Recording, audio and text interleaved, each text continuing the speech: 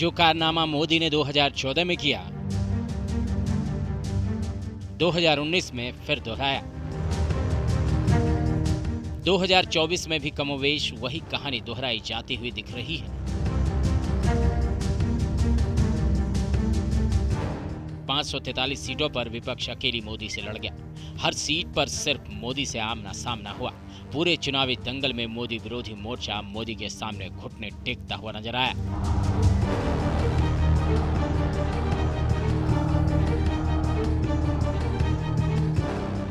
पूरे India block ने मोदी की पिच पर ही बैटिंग की।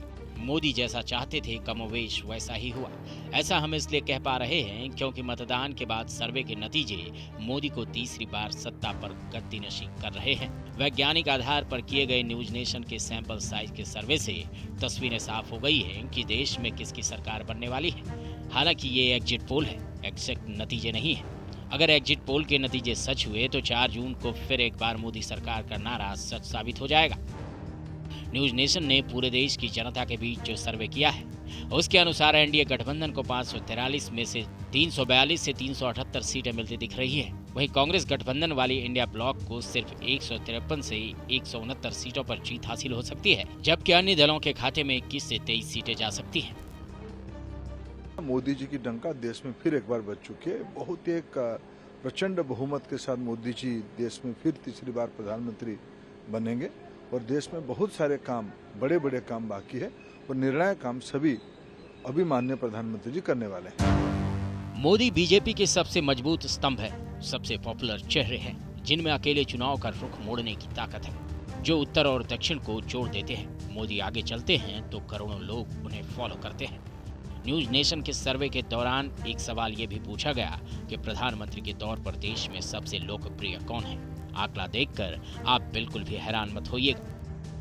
नरेंद्र मोदी अब भी 63% लोगों की पहली पसंद है। 29% आबादी राहुल गांधी को प्रधानमंत्री के रूप में पसंद करती है, जबकि ममता बनर्जी को सिर्फ 1% लोग ही पीएम के रूप में देखना चाहते हैं। अरविंद केजरीवाल सिर्फ 2% लोगों की पसंद है, जबकि देश की 5% लोग इनमें से किसी को भी प्रधानमंत्री नहीं बनाना चाहते। जो सर्वे का पूर्वानुमान आया है और जिस ढंग से लगा है कि भारत में एक बार फिर यशस्वी प्रधानमंत्री श्रीमान नरेंद्र मोदी जी की सरकार बन रही है, मैं भगवान से कामना करता हूँ ये सरकार फिर भारत को आगे बढ़ाने में सिद्ध हो। विपक्षी गठबंधन के सियासी खिलाड़ी इस बार भी पिछड़ते दिखाई दे रहे हैं। आखिर ऐसा क्या हुआ कि विपक्ष अपनी आवाज देश की आवाम तक पहुंचाने में नाकाम रहा? आखिर राहुल गांधी ने, अखिलेश यादव ने, तेजस्वी यादव ने और ममता बनर्जी ने गलती कहाँ की? विपक्ष ने पूरे चुनाव में मोदी को मुद्दा बनाया, पर्सनल अटैक किए, अब शब्द कहे, उनके परिवार पर सवाल उठाए, हिंदू आस्था का मजाक उड़ाया। मोदी ने विकास के काम गिनाए तो तंज कसा पाकिस्तान के नाम से डराया। मोदी विरोधी मोर्चा हर बार मोदी को देश से जोड़ देता है और देश हर बार मोदी के साथ खड़ा हो जाता है। मोदी दमदार नेतृत्व के साथ आवाम के बीच गए। लोगों को मोदी के चेहरे पर भरोसा है, जबकि विपक्ष के पास ऐसा कोई चेहरा ही नहीं। यही वजह है कि बीजेपी चुनाव में बाकी दलों से बहुत आगे निकलती चली गई। विपक्षी पार्टियों के नेता अभी भी जमीनी हकीकत से राब्ता करने में नाकामयाब हो रहे हैं। एग्जिट पोल और सर्वे के रुझान पर ही सवाल उठा रहे हैं। एग्जिट पोल जितने भी प्रायोजित हो, 4 को जब पेटी खुलेगी, ईवीएम खुलेगा, तो मैं देख रहा हूँ कि इंडिया गठबंधन मजबूत स्थिति में होगा सरकार बनाने की। जितने भी आंकड़े आप देखेंगे, सारे टीवी चैनल के आंकड़े लगभग एक जैसे हैं। अब कौन यकीन करेगा कि 34% वोट शेयर बीजेपी को तमिलनाडु में मिल रहा है? कौन यकीन करेगा कि 0 से 2 सीट आम आदमी पार्टी को पंजाब में आ रही है?